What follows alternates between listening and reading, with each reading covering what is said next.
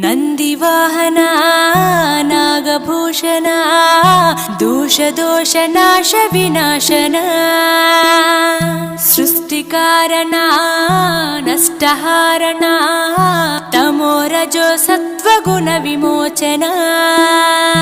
మాఘమాసమున కృష్ణపక్షమున చతుర్దశి నడి జామురాతిరిన మహాలింగమే ఉద్భవించెనట బ్రహ్మ విష్ణువుల అహం అనిగెనట సృష్టికి మూలం నీవని తెలిసి సాగిలబడి నీ మహిమకు మొక్కే అదే మహాశివరాత్రి వెలిసినట